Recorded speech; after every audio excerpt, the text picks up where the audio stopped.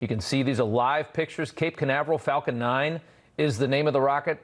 Elon's rocket heading for the International Space Station with 3 astronauts and a Russian cosmonaut who are already buckled in and ready to go. They're going to rescue Butch Wilmore and Sonny Williams, who have been stuck in space now for 9 months after our last president, Joe Biden, refused to let Elon do this rescue mission during the campaign last year for obvious political reasons. Didn't want to give Elon Musk a big win. Right now, as I mentioned before, for too long, we're relying on the Russians to get us up into space after they got rid of the shuttle program. NASA has been focused on getting to the moon, and that's what the Artemis program is all about. Yeah. Of course, you have a few different companies, ULA and others, who get their satellites that we need for our modern technology. Of course, SpaceX leads the charge over, I think, almost 100 launches last year.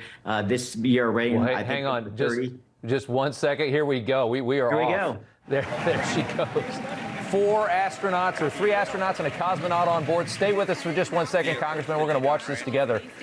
This is taking off from Cape Canaveral. You can see the beautiful Atlantic Ocean there in the background, off into space on a rescue mission for 2 stranded astronauts. Let's listen in. So far.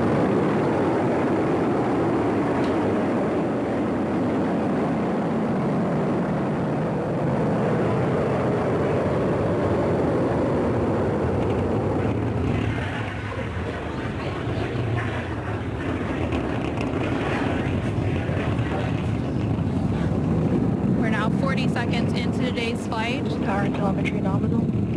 I don't know how many times you can watch that. It never gets old,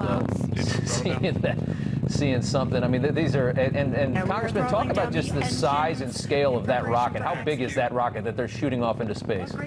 Well, again, you're seeing these are the elite rockets put forth by Elon Musk and the team. Yeah. This one is known as Endurance.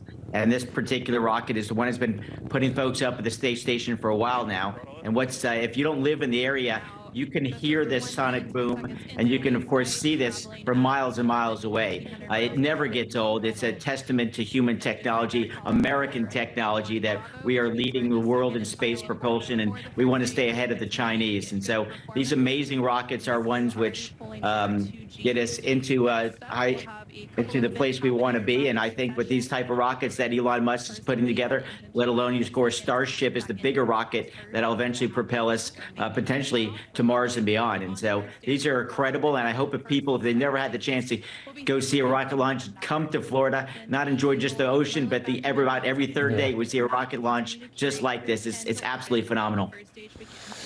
It is something else. And it is well off into space now. A successful launch, at least at this point, from Cape Canaveral for SpaceX, a rescue mission of 2 astronauts that have been up there at the ISS for a very long time. Congressman, I imagine they're going to be very happy to come home, right? Absolutely. I mean, that's a hell of a rocket you're seeing there. Again, 230 feet high. It's amazing. And they're excited to get home. I can only imagine being in space for 9 months and expecting a much shorter time, but they have made the most of it. The ISS is an important area where we do a lot of technology. And I think that this is where, where we are really excelling. And I'm just glad to see that SpaceX is leading the charge. And you're seeing that other companies, along with NASA, coming along as well. You see the first one come off there, right? Yeah. Right. Those are the booster detaching, or what is that? Yeah, so that's detaching. That's the thing that's going to go back. Yep. And you'll see this come back to land, of course.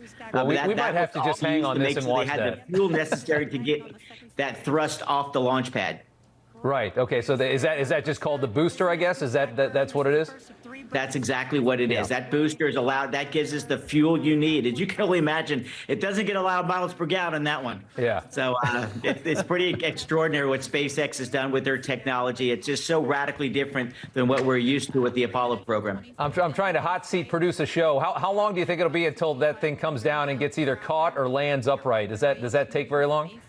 It won't be more than 2 or 3 minutes. You'll see that come back. And you saw, of course, even with the failed overall mission last week with SpaceX, they were able to return those boosters back and make sure they can reuse them. That's the amazing thing about Elon's technology. You know, most of these are never reusable. Elon Musk has changed the technology radically. But every time I see this, I'm just absolutely amazed at the power and the strength of American space and how he has created this reusable rocket that's been so successful for our nation. I think they're about to potentially be catching this The booster's on the left here.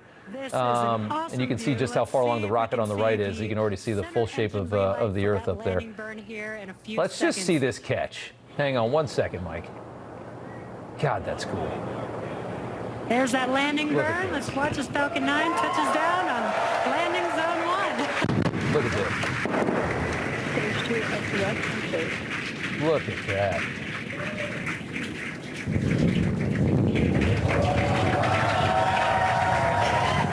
Hey, Mike. And the crowd here is excited. Can you hear me? To see Falcon 9 touch That is down amazing. from landing zone 1. Mike, can you hear me? I can hear you. How hard is it to catch a booster on the ground after it shoots a rocket into space? That's pretty amazing. I feel like I'm not. I mean, look, we have President Trump conquering the Justice Department and Elon Musk landing his rocket back on Earth. I mean, it's just amazing, an amazing day.